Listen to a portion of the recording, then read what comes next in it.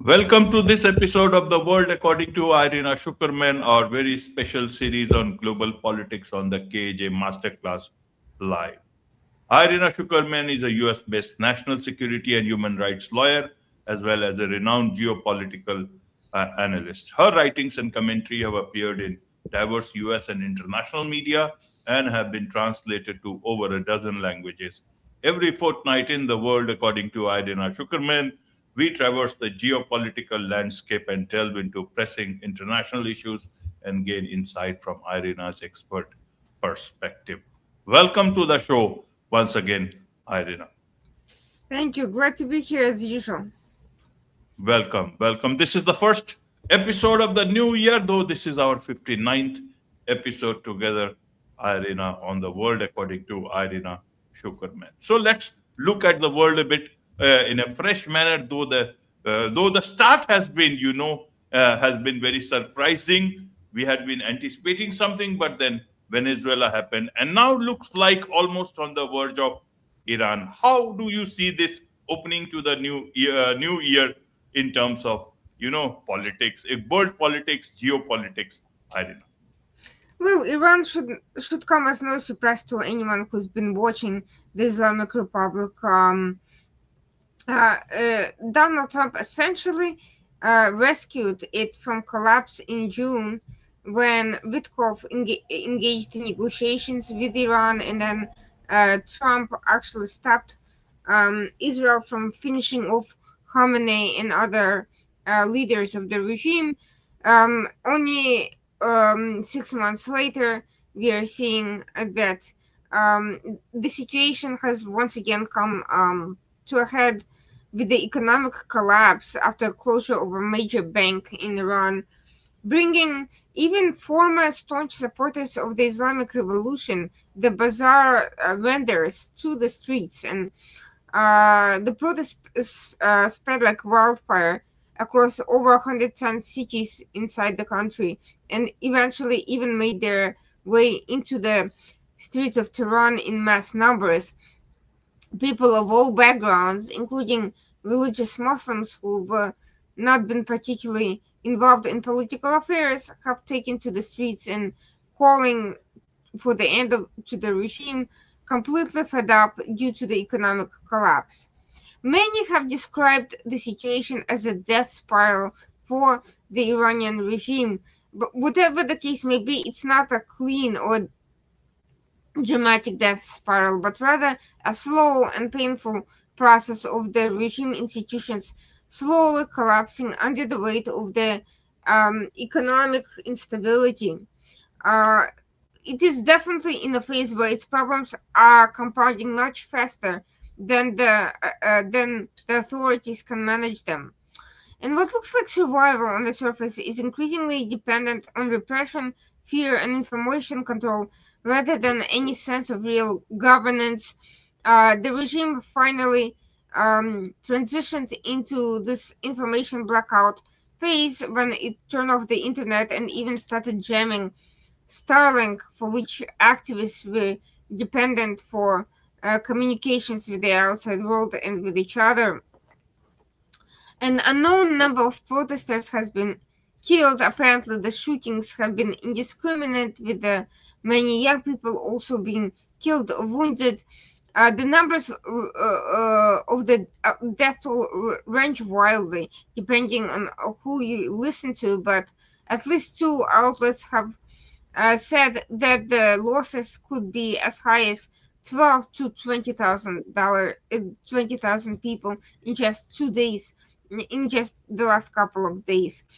Um, Still, a regime, even in this condition, can endure for years. People are afraid to go out into the street after Iran brought in foreign militias, Hezbollah, Iraqi militias, and others, both in Tehran and also into peripheral cities, and essentially inundated the forces on the streets. The military is also taking part in some of the institutional support, but it has become very brittle, and the shocks hit harder and recovery takes longer each time. So we are really seeing these waves of destabilization. Iran's already been weakened by the military attacks last year. Now it's barely holding on for dear life. When a state has to repeatedly shut down the internet, deploy this level of security forces, and arrest and kill large numbers of people just to restore quiet, the signal is clear. Normal authority has obviously failed, and their ability to function now relies more on preventing coordination than on solving problems. Ayatollah Khamenei has attempted to still the situation by offering seven extra dollars a month to the population, which seems like nothing to us. But given the level of inflation in Iran, it's a significant amount of money. The problem is the collapse of the bank has essentially multiplied the prices to such an extent that most people can't afford even basic food items. At this point, it's no longer about ideology or any sort of democratic response to oppression. This is about basic survival. We are seeing this pattern with each wave of this protest becoming more and more powerful. It appears in systems that are completely hollowed out from the inside and are not prepared for any sort of reform. And at this point, no one is even calling for reform. I think even those people who believed any sort of changes could make things better now understand that it's impossible. With each cycle of these protests, the economy grows weaker, the public becomes angrier, the institutions are even less trusted. Even if the protests shrink temporarily, as they appear to be waning at the moment, the resentment has been accumulating beneath the surface, and over time, this dynamic is eroding loyalty even within the system itself, not just among civilians. On an institutional level, even IRGC and other regime supporters and loyalists are feeling that level of pressure.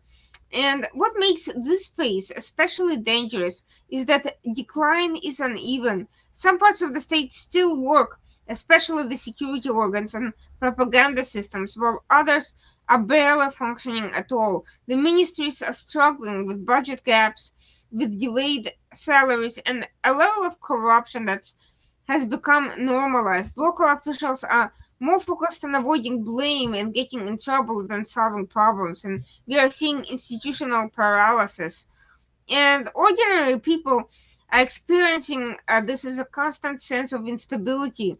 The prices, the sudden change in prices was the last straw. I think the endurance was no longer able to sustain. The situation has become unbearable, and this is what has led to these massive protests. And what's different from what we've seen before is the fact that even pro-regime functionaries are now out demonstrating, and also the sheer scope of these protests across the entire country has unified even groups that are generally opposed to one another.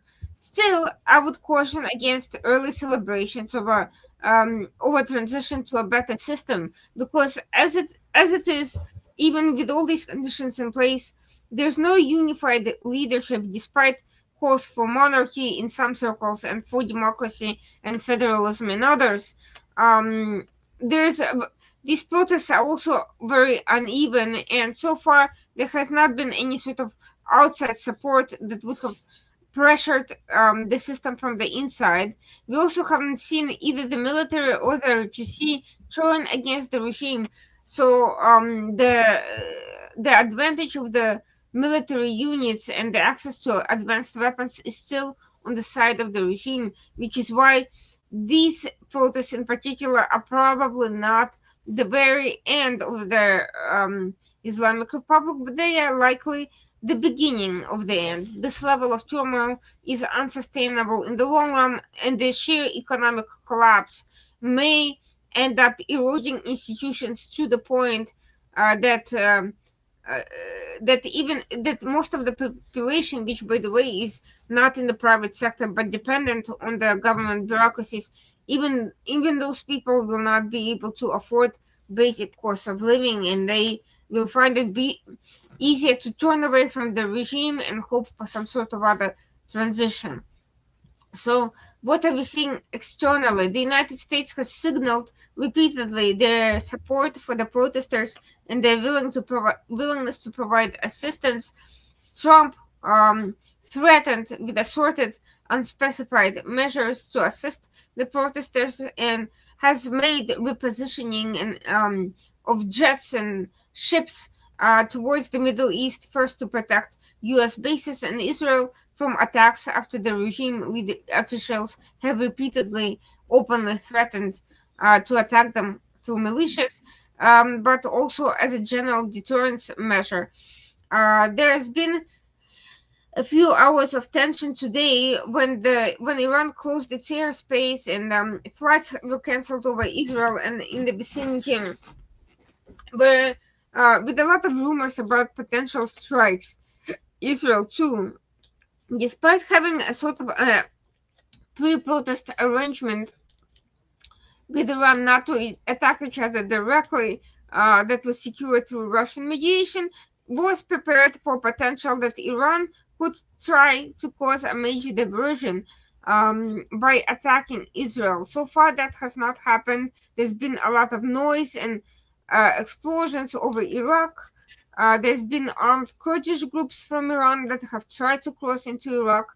Turkey and other international leader voices have tried to convince the US not to attack Iran or to minimize attacks to minor surgical strikes. Saudi Arabia was one of those countries that was asking US to limit its any intervention to surgical strikes on particular military facilities, but so far nothing has happened at all. And Iran reopened its airspace just recently, and so far there is Israel too is holding away, and they basically indicated that until US signals that it is okay to move militarily, Israel is not going to get involved directly. Absolutely, absolutely, Irina. So where do we stand on this? Means suddenly US has gotten very interested in some sort of a rights of protesters and all that step help is coming your way, and about the hangings and all those talks were happening. So not to do all that, is love for democracy increasing from the US side, or is it something else that is it politics, or is it US policy that is opening up? How should we understand what's the role of Israel here on this? Because time again looks like the Israel is coming into the picture. Iran seems to be accusing Israel for all these things. Well, this situation actually started before the breakout of the protests with Netanyahu's visit to the United States. Netanyahu has repeatedly warned the US that Iran is rearming rapidly and also restarting its nuclear program, and that Israel is prepared for preemptive attacks in the event that Iran's rearmament restores its military strength and puts it in a position to cause the security damage to Israel. And I think this, these warnings caused Trump to reassess his approach and to start escalating rhetoric to essentially ensure that Iran does not start making aggressive moves in the region, especially against Israel and U.S. bases. And the protests were a parallel situation that occurred at the same time as this security angle was being managed. It's not that U.S. has previously completely ignored the protesters. The U.S. has the Trump administration has made supportive statements in the past, but now the security and the humanitarian angle have converged and have become part of the same narrative. And also the sheer numbers of the protests and the scope have become so significant, especially again with the mind that Trump essentially prolonged the lifeline for the regime after saving Khamenei and others from Israeli strikes. that now, with this boiling pressure coming to a boiling pot, even Washington starts to realize that this could be an opportunity for the U.S. To speed up the end of this process and to exercise control over the transition before it becomes chaotic and gets out of hand, and turns into something disastrous. I think this rhetoric is part of this management attempt to de-escalate through deterrence rhetoric that would cause the protests to back off, if they feel that U.S. is backing them, and if the Iranian regime officials feel pressure from the U.S. not to continue escalating their attacks on the protesters. Whether Trump was ever fully um, committed to um, attacking Iran only over protesters is very much doubtful. This is not any reason he's ever done anything politically, not with Venezuela, not previously with Iran, and elsewhere. I think the reason he's using this rhetoric is, first of all, it's getting him a lot of support domestically, and second, it does put pressure on the regime to show that U.S. is watching, and that alone could be sufficient to kind of calm the situation down and allow U.S. to calibrate and plan and manage it accordingly. I do think that at some point Trump's patience will run out, because I don't think the regime has moved away from its rearmament tactics. But I just think that Trump is using democracy and human rights as a rhetorical device and literally weaponizing this concept without any necessarily direct intention to put U.S. forces on the ground in Iran in anything other than intelligence and logistical capacity.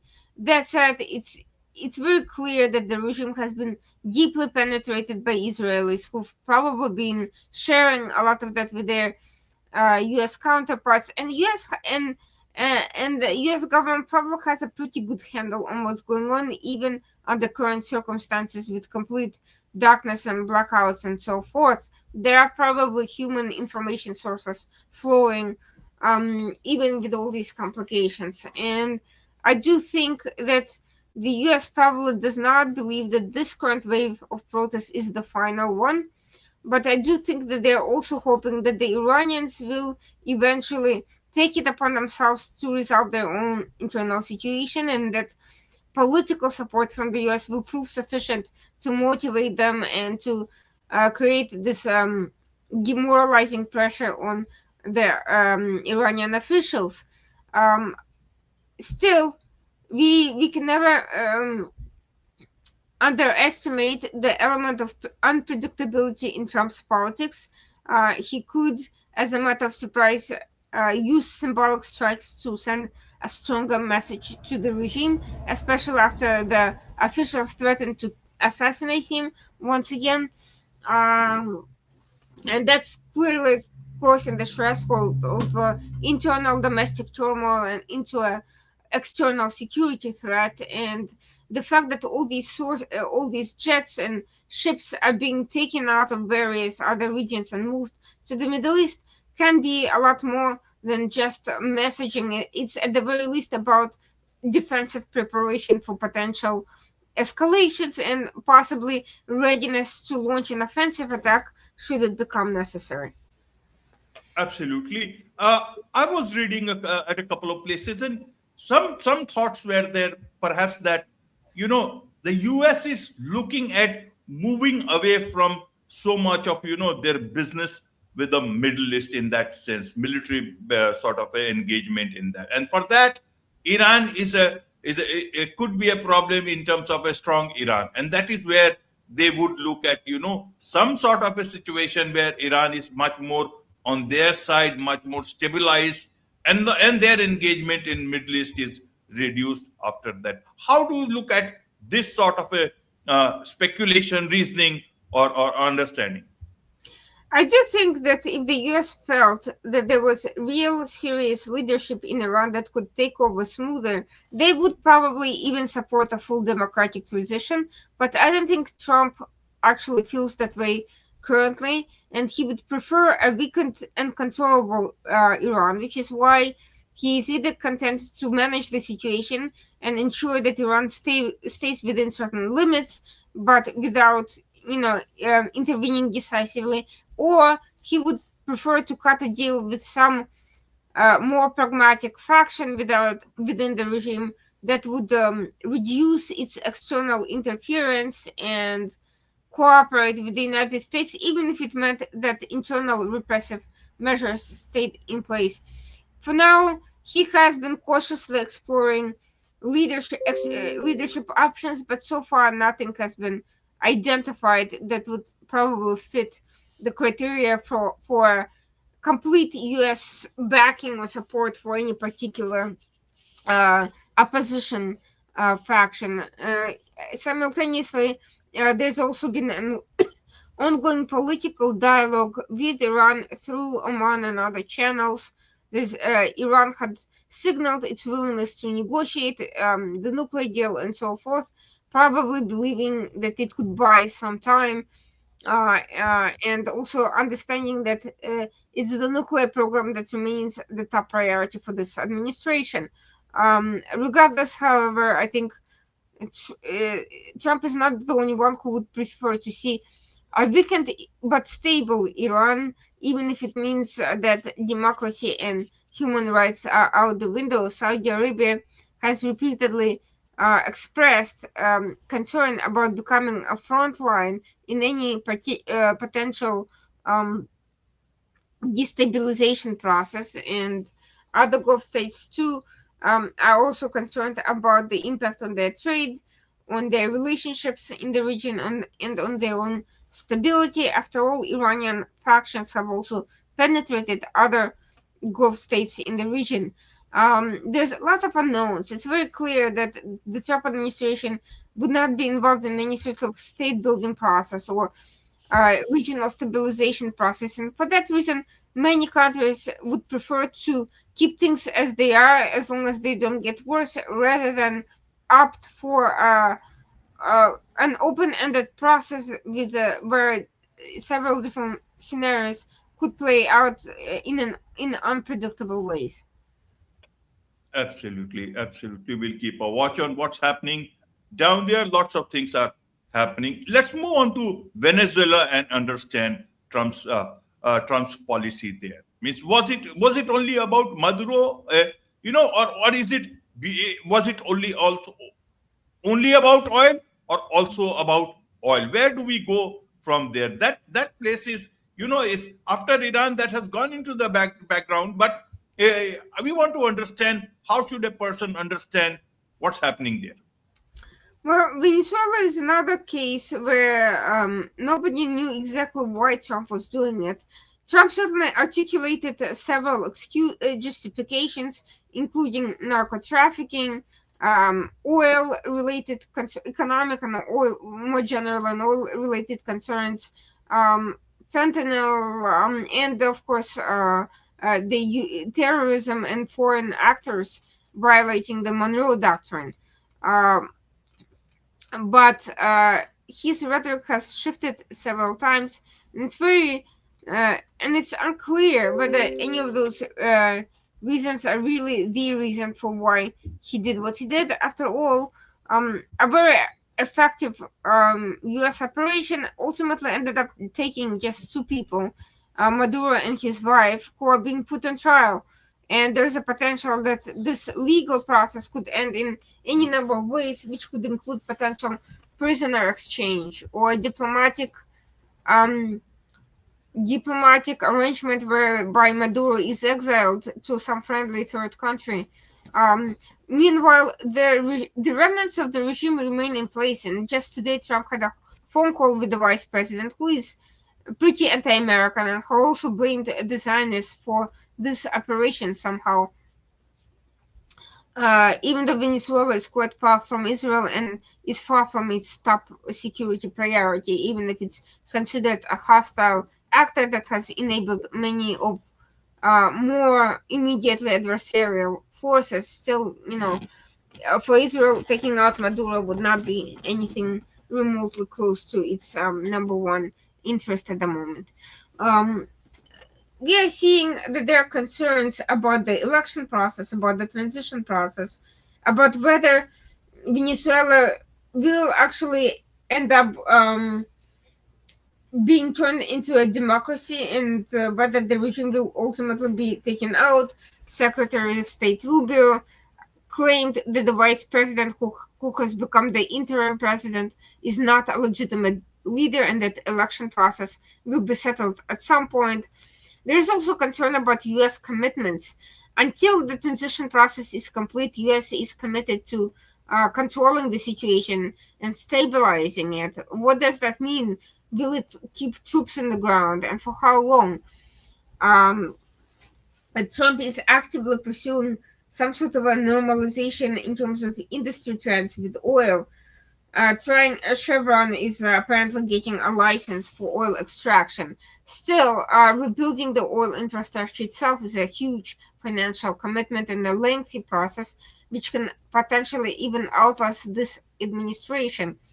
There are rumors that the real reasons have absolutely nothing in common to do with what Trump announced. That they're more about his the Trump organization's private arrangements regarding gold extraction and other natural resources in Venezuela, and also about gaining some level of support and control and stability over Venezuela, preventing it from spreading an anti-American activity across Latin America, but also without necessarily causing massive breakdown, additional refugee crisis, and such destabilizing the whole region through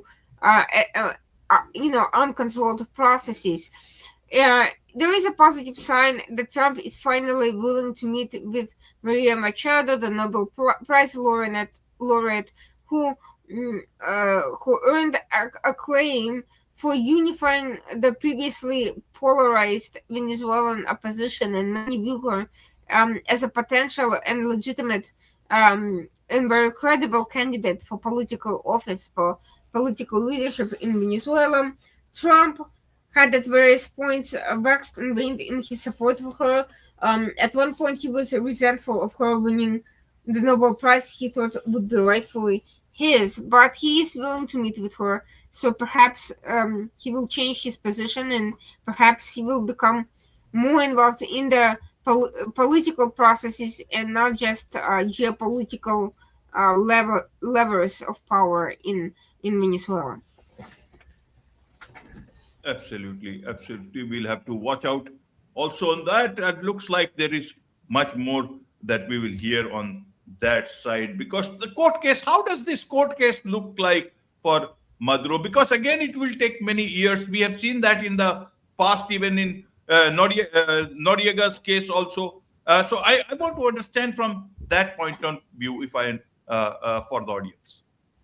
I would say this legal process is as much a political process as it is a purely legal court case, because we saw that on day one of court proceedings, the U.S. dropped its biggest, concern that the charges that Maduro was basically a drug dealer, and admitted it had no such evidence. So one of the major legal bases for taking Maduro out of the country was essentially dropped by the US itself, which means that everything else is basically lesser and negotiable. It's very likely that US will want some sort of a deal with Maduro, perhaps information on additional assets, perhaps information about cartels, some forms of cooperation, and perhaps all of this is just to boost deterrence against foreign actors in the Western Hemisphere, and is far less about Maduro himself and his fate.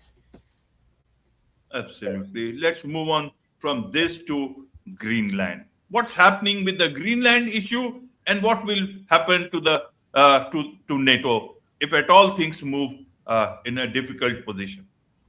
Well, the situation is clearly not being resolved anytime soon. Today's talks between Danish, Greenlandian, and leaders and Trump failed.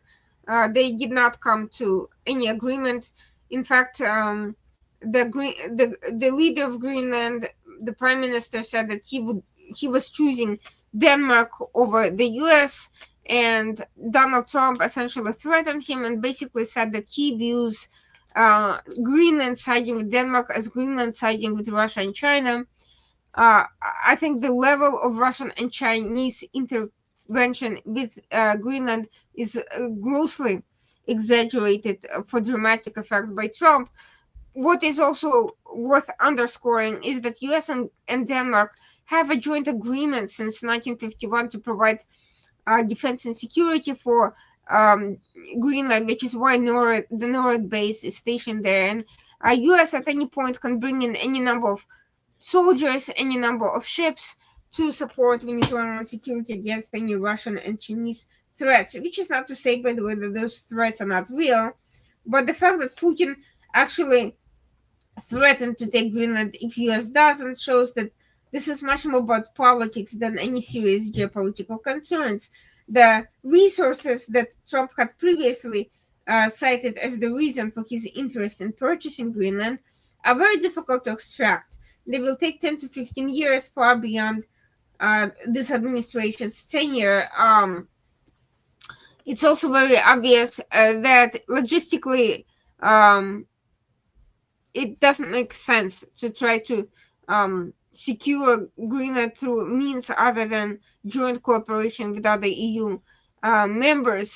For the US to get to Greenland, it would have to send ships around Canada, and it's quite a journey. Indeed, there are serious concerns about strategic Arctic passageways. There is an ongoing battle between Russian Chinese forces on the one side and Western, including American icebreakers on the other side, over natural resources, over strategic routes, and so forth.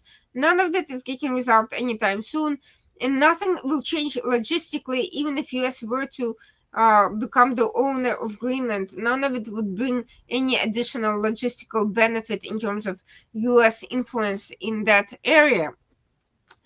Reasonable questions could be asked about why US is so concerned about a very small area quite far away, when Russia is much closer to Alaska than it is to Greenland, and when both Russian and Chinese incursions into US territory, both near Alaska and in the Pacific near Hawaii, have in the past caused serious concern to the intelligence community, with very little done by either the Biden or the Trump administrations. Those are all reasonable questions. I think for Trump, Greenland has become a status issue, an issue of being seen as the primary force who can enforce his will in other states. It's more about competing for influence than it is about any serious security concerns. Europe responded by sending additional troops from 4 different countries to Greenland, which makes it much more difficult for US to try to acquire Greenland by force. It's very questionable that the US would want to engage in an armed confrontation with its allies, especially if it needs them for other forms of cooperation. And President Macron, as well as other European leaders, have threatened the US with political and economic consequences in the event such an effort is made. Many people don't believe Trump seriously means an invasion. They think it's just a rhetoric, in part to as a show of strength, and some think that he's going along with Russian propaganda to break up NATO. Indeed, Russia and China benefit the most from this public political dispute between allies. It may be that Russia has been encouraging Trump to engage in counterproductive arguments to that effect. We are seeing that it's much ado about nothing about at the end of the day, and yet it's taking up attention space. It's causing friction among different countries. It's forcing Europe to reassess US role. It caused Denmark to demarcate US as a security threat for the first time. None of it is actually positive for US image or for its interests. Absolutely, absolutely. Lots happening there. And I think lot of sounds coming from that part of the world we are yet to see. Understand what is the final. What do you think is Trump's motto? Only rhetoric. If they wanted to have more engagement in Greenland, that could have also been done in a peaceful manner. That whole arrangement allows for that. I think there are many ways of resolving this issue.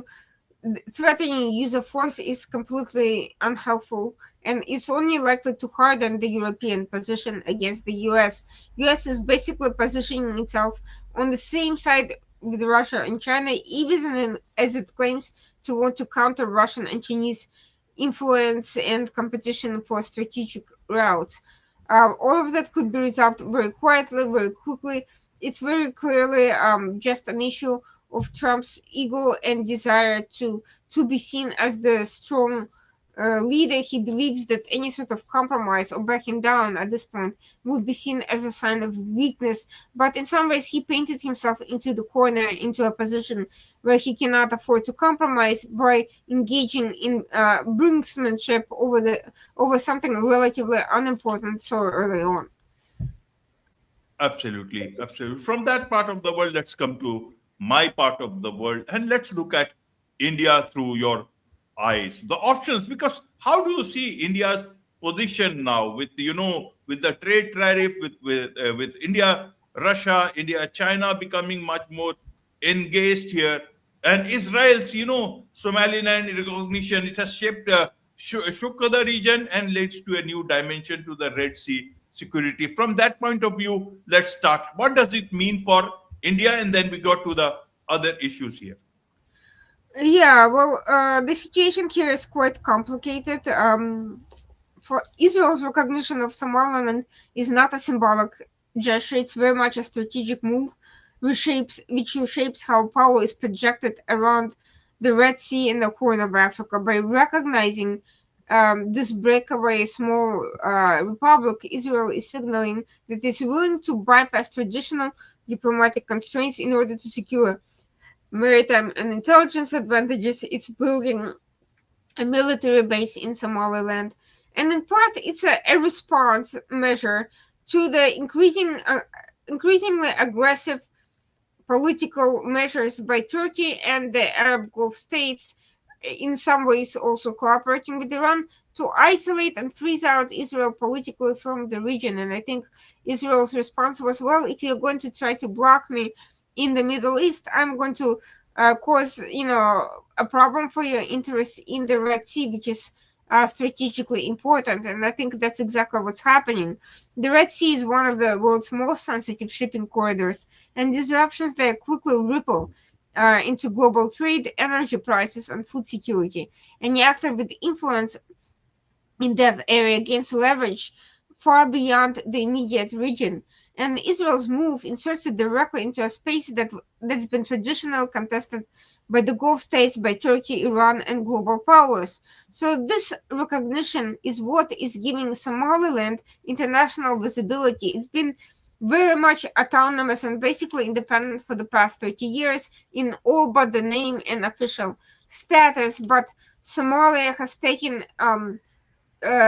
this aggressive approach, even calling for Saudi Arabia to attack Somaliland and essentially cutting off relations with UAE, which is another backer of Somaliland, moving closer and closer towards recognizing Somaliland's independence as well, simply because of this geopolitical element now coming into play, with Israel actively asserting interest, despite the fact that it's also had relations and dialogue with Somaliland for many years, long before the current developments. It's only now that all hell is breaking loose, because now there is a clear military dimension to this whole development.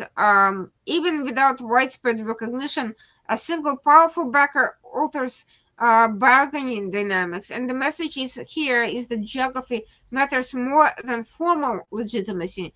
And that logic is starting to resonate in a world where authority is increasingly fragmented.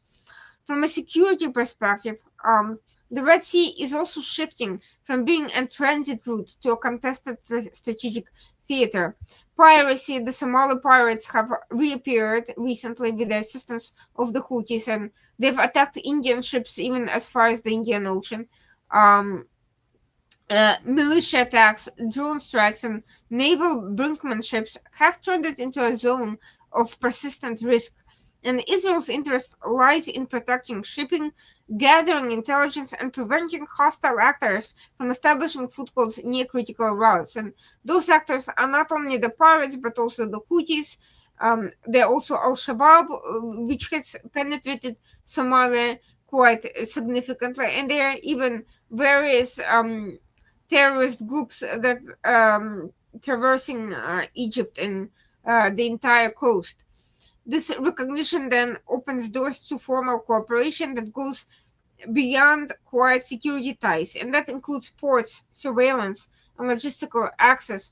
Why is Egypt so angry about the situation? Because Somaliland concluded a major agreement with Ethiopia for port access, and Ethiopia is a strategic adversary of Egypt over water resources such as the Grand Ethiopian Dam, a major destabilizing factor for Egypt, and over other issues related to border security as well. So this all is alarming regional players who see the Red Sea as their own backyard, the same way Trump is expressed outrage over Maduro and Venezuela and foreign interference in the Western Hemisphere. It also complicates existing alliances because Israel's presence intersects with Gulf ambitions and African politics. The Horn of Africa is becoming less and less peripheral and more central to Middle Eastern security planning, and that raises the stakes for everyone involved. And for Somaliland itself, recognition also changes internal and external dynamics. It strengthens claims of sovereignty and boosts leadership legitimacy, but also raises expectations that may be hard to meet. Externally, it attracts attention from actors who previously ignored it, including rivals who are now seeking to undermine it. Increased attention can bring investment and security cooperation, but it can also bring pressure, espionage, and destabilization attempts, and we're seeing all of the above happening. Somaliland's relative stability compared to its surroundings makes it attractive but also vulnerable. Becoming a node in great power competition is a double-edged sword. Somaliland, for instance, recognizes Taiwan, which makes it a target for China. Local institutions could struggle to manage the influx of interest, and stability may end up being tested when too many actors pull it in different direction. And there is also a fear of precedent as much as immediate security concerns. We have seen that this development has led directly to Saudi Arabia attacking UAE for the first time without any warning, and also driving UAE entirely out of Yemen and essentially putting an end to the Southern Transitional Council, which is a an independence movement originating in South Yemen, which has become a primary counterterrorism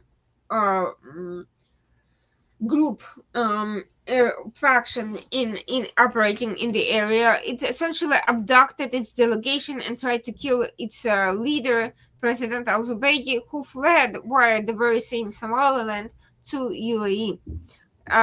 Recognition of a breakaway territory is challenging long-standing norms about borders and sovereignty.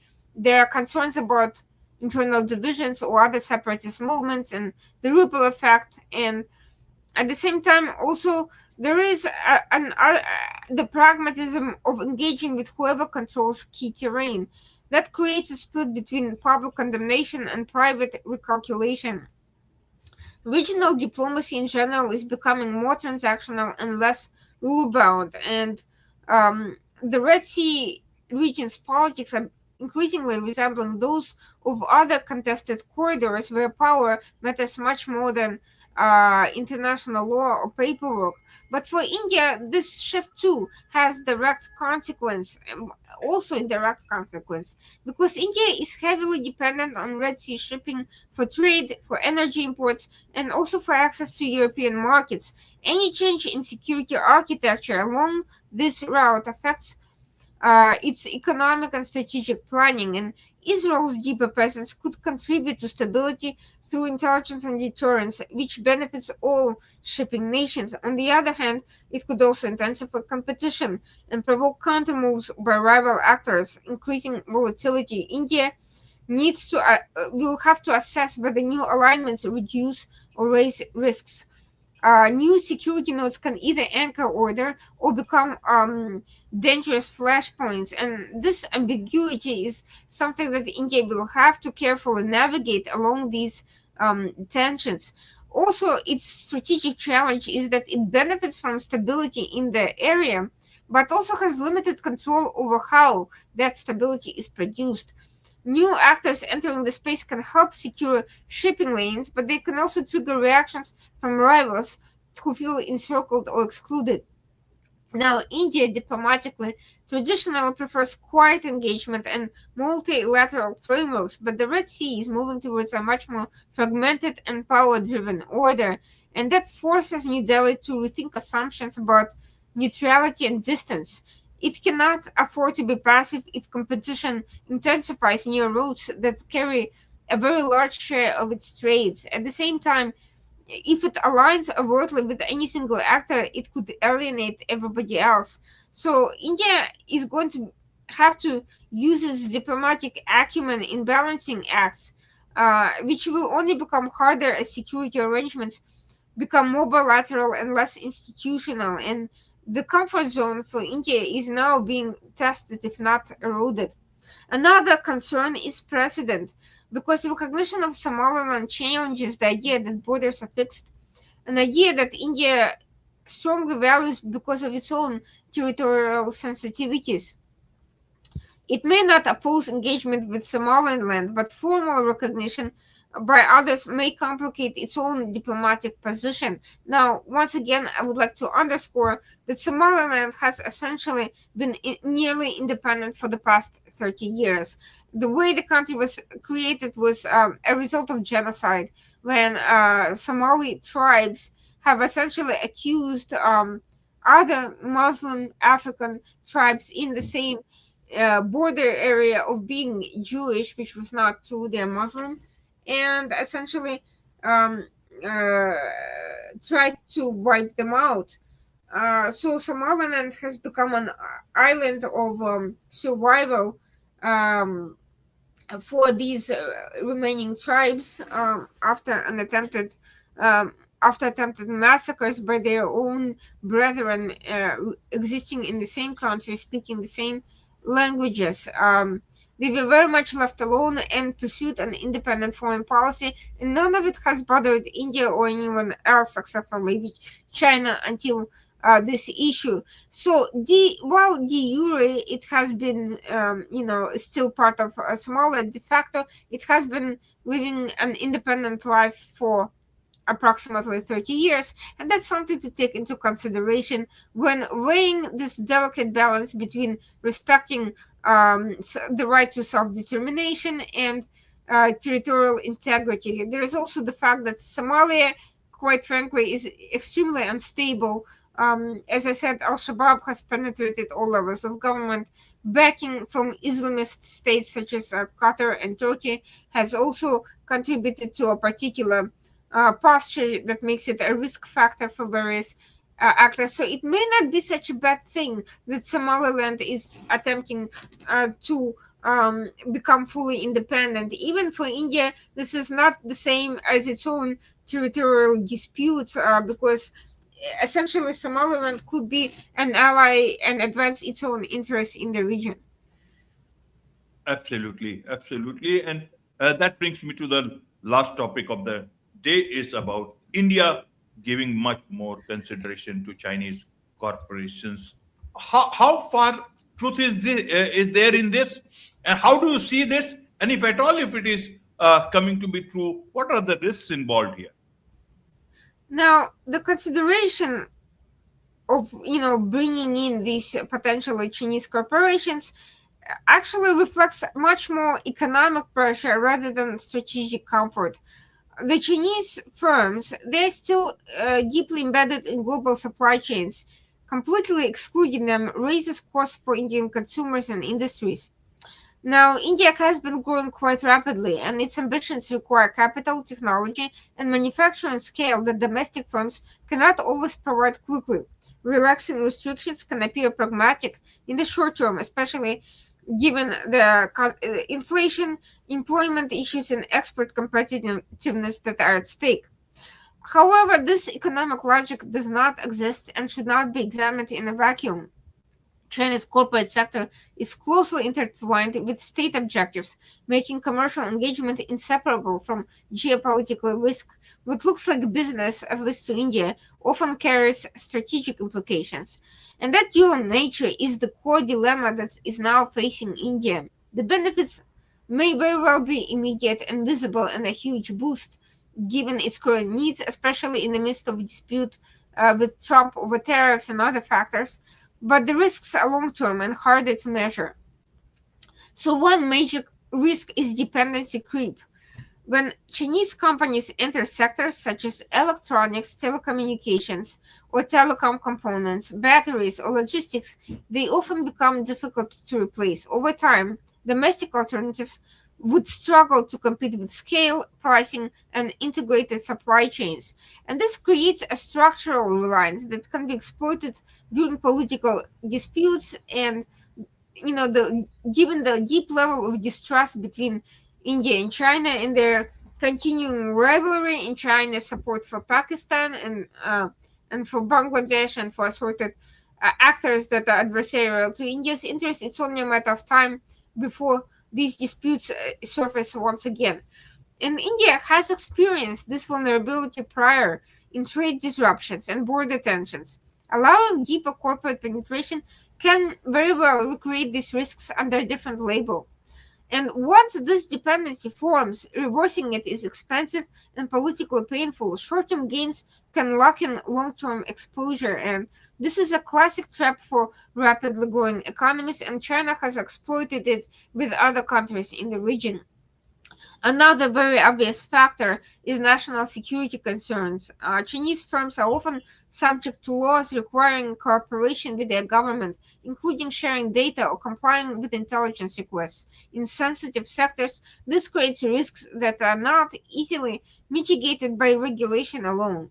Data flows, infrastructure access, and technology transfer can all become channels for influence or espionage. Now, India is already part of the BRICS framework, which is supposed to facilitate technology transfers and economic cooperation with China. But the difference is that it's multilateral, which is the format India usually finds comfortable. It's under control and it's limited in scope, allowing Chinese corporations to enter India's markets is a completely different story than cooperating on some limited specific projects. And the political, first of all, it would undermine long-term industrial self-reliance. Even if prices drop temporarily, it would open the door to Chinese competition, crowding out local players before they mature. And the political backlash from job losses and factory closures can be severe. Economic liberalization without protection mechanisms could hollow out key sectors, given that China is not competing fairly. It's very, very predatory competitor, and it's known for these extremely aggressive and unethical practices. Once industrial capacity is lost, rebuilding it could take years. And so the government has to consider not only consumer prices, but industrial ecosystems. Finally, it's worth noting that there is also a diplomatic signaling effect. Easing restrictions on Chinese firms can be interpreted by Beijing as weakness or willingness to compartmentalize disputes. This could reduce immediate tension and improve relations, but can also reduce leverage in future negotiations. India's firmness on economic boundaries has been one of its few non-military pressure tools. Diluting that stance without reciprocal concessions would likely embolden assertive behavior by China elsewhere. Strategic ambiguity can be useful, but it can also invite testing. How China interprets India's moves matters as much as India's own intent, and perception shapes behavior in geopolitics. And of course, there is the idea of regulatory capture and asymmetry. Large Chinese corporations are experienced at navigating foreign regulatory environments. They often arrive with strong legal, financial, and political backing. Indian regulatory institutions, while improving, can be overwhelmed by the scale and sophistication of these companies. Over time, that can lead to uneven enforcement, lobbying pressure, and quiet dilution of safeguards. Domestic firms can enjoy very rarely actually enjoy the same capacity to shape rules or absorb compliance costs. And this imbalance would distort markets in various ways. It would create resentment among local businesses that would feel that the playing field is tilted in China's favor. And once regulatory credibility weakens, restoring it can be difficult. Another cause for concern is supply chain security. Chinese companies often integrate vertically and they control multiple stages of production or logistics. That can also reduce costs, but it can also concentrate risk. Disruptions that are caused by political tensions, sanctions, or export controls can cascade rapidly through the economy. India's experience during global supply shocks has already highlighted how fragile dependence can be. Allowing deep integration without diversification strategies would increase exposure and risk. And resilience would require redundancy, not just efficiency. So lower prices today would likely not justify vulnerability tomorrow. Finally, worth noting technological dimension. Chinese firms often bring proprietary software, management systems, and operational standards. Over time, these things all shape how entire sectors function. This can crowd out domestic innovation and lock industries into foreign ecosystems. Switching away later becomes both costly and disruptive. This sort of dependence is harder to detect than physical dependence, but it's just as consequential. It affects skills development, research priorities, and even future competitiveness. And India's ambition to become a tech leader depends on controlling its own innovation pathways. And of course, public perception and political legitimacies matter just as much as all these pragmatic considerations. India's relationship with China is emotionally charged due to past border disputes and national security concerns. Allowing Chinese firms greater leeway can be framed domestically as compromise, but also as weakness, regardless of economic rationale. Opposition parties and media would likely amplify fears of selling out national interests. This can turn economic policy into a political minefield.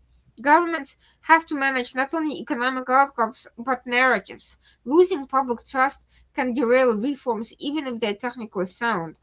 And of course, India has to also consider how this step would align with partners. Many of India's key partners are actively reducing exposure to Chinese supply chains. Moving in the opposite direction would complicate coordination and trust. Partners, especially in the Indo-Pacific security strategy, would question India's reliability in shared security and technological frameworks. That doesn't mean India has to mirror what everyone else doing tit for tat, but divergence has its costs. Strategic autonomy requires credibility just as much as independence. Mixed signals can weaken India's bargaining position. So one way to overcome this obstacle is through selective engagement with very strict conditions. India can allow Chinese participation in low-risk sectors while maintaining firm barriers in sensitive industries. Strong screening, data localization, and ownership limits can reduce risk, but these measures require consistent enforcement and political will. Partial openness without discipline would invite exploitation, and the effectiveness of this approach would very much depend on institutional strength and not just good intentions. Finally, it's worth noting that the risk is not engagement itself, but unmanaged engagement. India's economic size gives it leverage, but only if it uses that leverage in a deliberate manner. Allowing short-term pressures to dictate long-term strategy would be costly, overly costly. And China's corporate presence ultimately cannot be treated as neutral market activity. It should be assessed through the lens of power, resilience, and sovereignty. So there's a lot to think about before making this decision, that's for sure. Absolutely, absolutely. With this, it's a wrap on this very special edition of the World According to Irina Shukerman on the KAJ Masterclass Live. Thank you so Thank much you. indeed for joining us. Thank you.